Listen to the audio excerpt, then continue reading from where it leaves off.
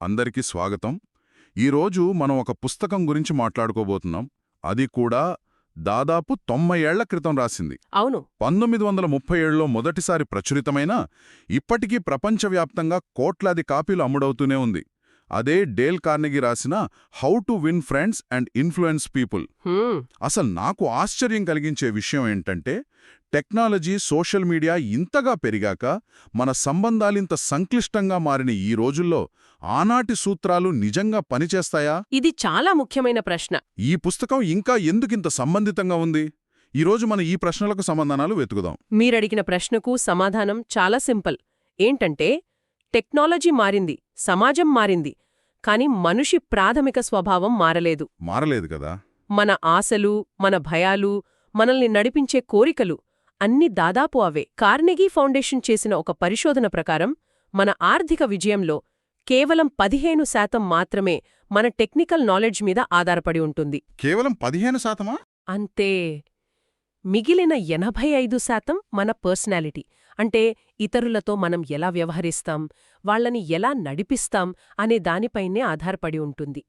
ఈ పుస్తకం సరిగ్గా ఆ 85% గురించే లోతుగా చర్చిస్తుంది. అంటే ఇది కేవలం కొన్ని టెక్నిక్స్ నేర్పించే పుస్తకం కాదనమాట. మన ఆలోచన విధానంలోనే మార్పు తీసుకురావడానికి ప్రయత్నిస్తుంది. ఖచ్చితంగా. సరే, మరి ఇందులో మొదటి అత్యంత ప్రాథమిక సూత్రంతో మొదలుపెడదాం. పుస్తకంలో చెప్పిన మొదటి సూత్రం విమర్శించవద్దు, ఖండించవద్దు లేదా ఫిర్యాదు చేయవద్దు.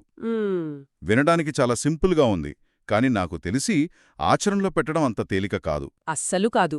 ఎందుకంటే తప్పు చేసిన వాళ్లని విమర్శించడం మనకు చాలా సహజంగా అనిపిస్తుంది.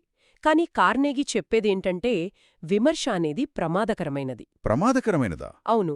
అది ఒక వ్యక్తి అహంకారాన్ని దెబ్బతీసి వారిలో కోపాన్ని, ద్వేషాన్ని పెంచుతుంది. విమర్శ వల్ల మనుషులు మారరు.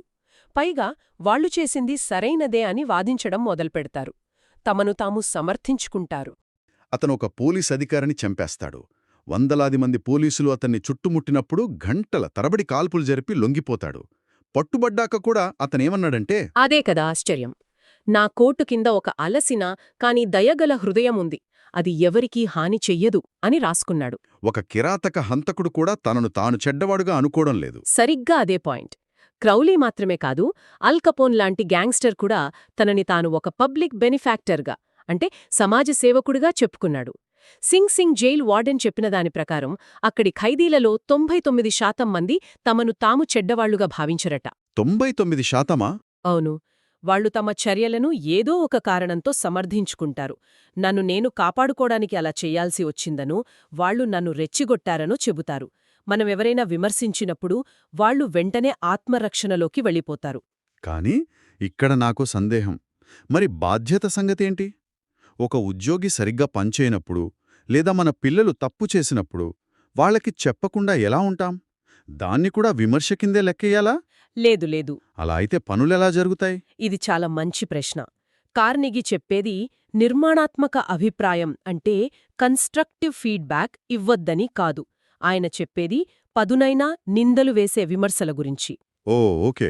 థియోడర్ రూజ్వెల్ట్, ప్రెసిడెంట్ టాఫ్ట్ మధ్య జరిగిన గొడవనే తీసుకోండి. రూజ్వెల్ట్ బహిరంగంగా టాఫ్ట్ను తీవ్రంగా విమర్శించాడు. దాని ఫలితంగా టాఫ్ట్ మారలేదు, పైగా కన్నీళ్లతో తన చర్యలను సమర్థించుకున్నాడు. ఆ విమర్శ రిపబ్లికన్ పార్టీని చీల్చి ఎన్నికల్లో ఓటమికి దారితీసింది. అంటే ప్రయోజనం కంటే నష్టమే ఎక్కువ జరిగింది. సరిగ్గా. దీనికి అబ్రహాం లింకన్ జీవితం ఒక గొప్ప పాఠం అనిపిస్తుంది. యువకుడిగా ఉన్నప్పుడు లింకన్ కూడా చాలా విమర్శనాత్మకంగా ఉండేవాడు కదా. అవును. ఇతరుల్ని ఎగదాలు చేస్తూ కవితలు, ఉత్తరాలు రాసి అవి అందరూ చదివేలా రోడ్ల మీద పడేసేవట్ట. కరెక్ట్. కానీ ఒక చేదు అనుభవం తర్వాత ఆయన పూర్తిగా మారిపోయాడు. అంతర్యుద్ధ సమయంలో గెటిస్బర్గ్ యుద్ధం తర్వాత శత్రు సైన్యం జనరల్ మీడ్ చేతికి చిక్కినట్టే చిక్కి తప్పించుకుపోయింది. అప్పుడు లింకన్కు పట్టరాని కోపం వచ్చింది. ఆయన వెంటనే మీడుకు చాలా కఠినమైన ఉత్తరం రాశాడు. మీరు వాళ్లను పట్టుకోలేకపోయారు, ఈ యుద్ధం ఇంకా కొనసాగడానికి మీరే కారణం అన్నట్టుగా చాలా తీవ్రంగా రాశాడు. కానీ ఆ ఉత్తరాన్ని ఆయన పంపలేదు. అది ఆయన మరణం తర్వాత ఆయన కాగితాల్లో దొరికింది. ఎందుకు పంపలేదు? ఎందుకంటే లింకన్ ఆ కోపంలోంచి బయటికొచ్చి మీడ్ స్థానంలో ఉండి ఆలోచించాడు. నేను సేఫ్గా వైట్ హౌస్లో కూర్చుని ఆర్డర్లు వేస్తున్నాను. మీడ్ యుద్ధభూమిలో ఉన్నాడు. అతను తన సైనికుల రక్తాన్ని చూశాడు. అలిసిపోయి ఉన్నాడు. నేను ఈ ఉత్తరం పంపితే నా కోపం తీరుతుందేమో కాని అది మీడ్ ఆత్మవిశ్వాసాన్ని దెబ్బతీస్తుంది. నిజమే. బహుశా అతను సైన్యం నుండి రాజీనామా చేస్తాడేమో, దానివల్ల దేశానికి ఇంకా నష్టం జరుగుతుంది అని ఆలోచించి ఉంటాడు. పదునైన విమర్శల వల్ల ఎలాంటి ఉపయోగం ఉండదని లింకన్ తన అనుభవంతో నేర్చుకున్నాడు. అంటే విమర్శ మనల్ని ఎక్కడికి తీసుకెళ్లదు. సరే, మరి విమర్శ పనిచేయనప్పుడు ప్రజలను ప్రోత్సహించడానికి, వారిలో మార్పు తీసుకురావడానికి ఏది పనిచేస్తుంది? ఇక్కడే పుస్తకంలోని 2వ సూత్రం వస్తుందనుకుంటా. ఖచ్చితంగా. 2వ సూత్రం: నిజాయితీగా మరియు హృదయపూర్వకంగా ప్రశంసించండి. మనస్తత్వవేత్త విలియం జేమ్స్ చెప్పినట్టు, మనిషి స్వభావంలో అత్యంత లోతైన కోరిక ప్రశంసించబడాలనే తపన. ప్రశంసించబడాలనే తపన. అవును. మనం ఆహారం, నిద్ర, ఆరోగ్యం ఎలా కోరుకుంటామో అలాగే మనల్ని ఇతరులు గుర్తించాలని, మెచ్చుకోవాలని కూడా బలంగా కోరుకుంటాం. ఈ కోరికను తీర్చగలిగిన వాళ్ళు మనుషులను తమ గుప్పెట్లో పెట్టుకోగలరు. దీనికి చార్ల్స్ స్వాబ్ ఉదాహరణ అద్భుతంగా ఉంటుంది. ఆండ్రూ కార్నెగీ అతనికి సంవత్సరానికి $1 మిలియన్ పైగా జీతమిచ్చేవాడట. ఆ రోజుల్లో 1920లలో ఆదాయపు పన్ను లేని రోజుల్లో అది ఎంత పెద్ద మొత్తమో ఊహించుకోవచ్చు. ఉక్కు తయారీలో ష్వాబ్ కంటే ఎక్కువ తెలిసిన వాళ్ళు చాలామందున్నా కార్నెగీ అంత జీతమిచ్చింది అతనుకున్న ఒకే ఒక్క గొప్ప లక్షణం వల్ల. అవును, అదే ప్రజలతో వ్యవహరించే అతని అద్భుతమైన సామర్థ్యం.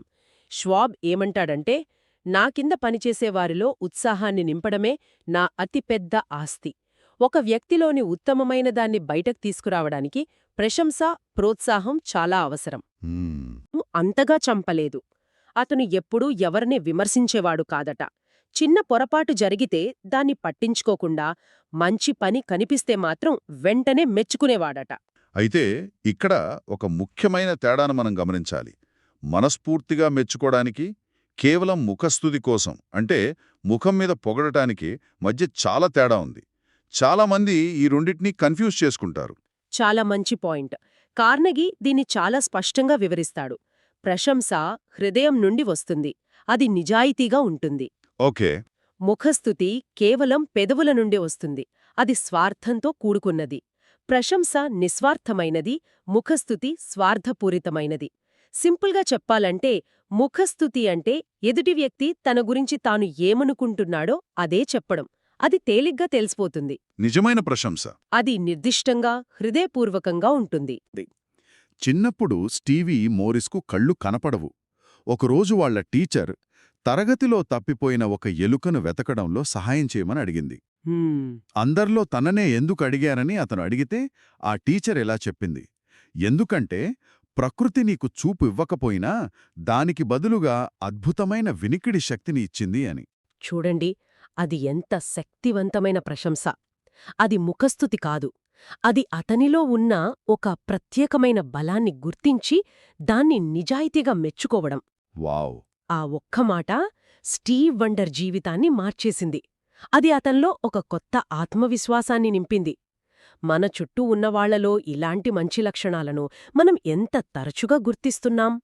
ఆఫీస్లో మన కొలీగ్స్ లేదా ఇంట్లో మన కుటుంబ సభ్యుల్లోని మంచిని మనం పైకి చెప్పినప్పుడు జరిగే మ్యాజిక్ అది. నిజమే.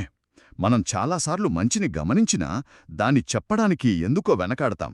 సరే, ఇప్పుడు 3వ సూత్రానికి వద్దాం. ఇది చాలా ఆసక్తికరంగా అనిపిస్తోంది.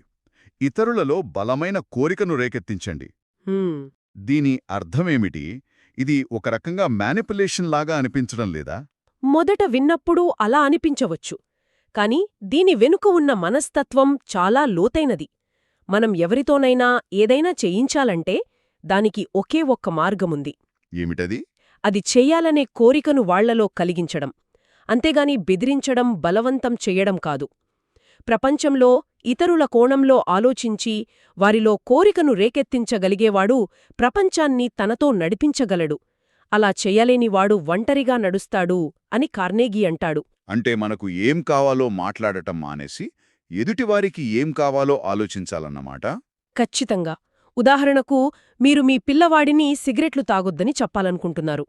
మీరు లెక్చర్ ఇస్తే వాడు వినడు. కాని సిగరెట్లు తాగితే బేస్బాల్ టీంలో సెలెక్ట్ అవ్వలేవని లేదా 100 మీటర్ల పరుగు పందెంలో గెలవలేవని చెప్తే వాడికది చెయ్యాలనే కోరిక ఉంది కాబట్టి మానేయడానికి ఎక్కువ అవకాశముంది. ఇది వాడి కోరికను మన లక్ష్యంతో కలపడం. పుస్తకంలో ఆ కిండర్గార్టెన్కు వెళ్ళనని మారాన్ చేస్తున్న పిల్లాడి ఉదాహరణ ఉంటుంది. అది నాకు బాగా నచ్చింది. అవును, అద్భుతమైన ఉదాహరణ అది. ఆ తండ్రి ఆ పిల్లాణ్ణి కొట్టలేదు, తిట్టలేదు. చాలా తెలివిగా ఆ పరిస్థితిని చక్కదిద్దాడు. అవును, ఆ తండ్రి తన కొడుకు స్థానంలో ఉండి ఆలోచించాడు, నేనే ఆ పిల్లాడినైతే కిండర్గార్టెన్కు వెళ్లడానికి ఎందుకుత్సాహంగా ఉంటాను అని. వెంటనే అతనుకొక ఆలోచనొచ్చింది. ఏమిటది? అతను, అతని భార్య కిచెన్ టేబుల్ దగ్గర కూర్చుని సరదాగా వేలితో పెయింటింగ్ చేయడం మొదలుపెట్టారు. అది చూసి ఆ పిల్లాడి కూడా చేయాలనిపించింది. ఆ, కాని వాళ్ళు, లేదు బాబూ, ముందు నువ్వు కిండర్గార్టెన్కు వెళ్ళాలి, అక్కడ ఇది ఎలా చేయాలో నేర్పిస్తారు అని చెప్పారు. మరుసటి రోజు ఉదయం ఆ తల్లిదండ్రులు నిద్రలేవకముందే ఆ పిల్లాడు కింద హాల్లో కూర్చుని కిండర్గార్టెన్కు వెళ్లడానికి సిద్ధంగా ఉన్నాడు. వావ్! ఇక్కడ ఆ తండ్రి తనకేం కావాలో మాట్లాడలేదు. కిండర్గార్టెన్కు వెళ్తే పిల్లాడికేం దొరుకుతుందో వాడిలో కోరికనెలా పుట్టించాలో ఆలోచించాడు. ఇది వ్యాపారంలో కూడా పనిచేస్తుందా? అద్భుతంగా పనిచేస్తుంది.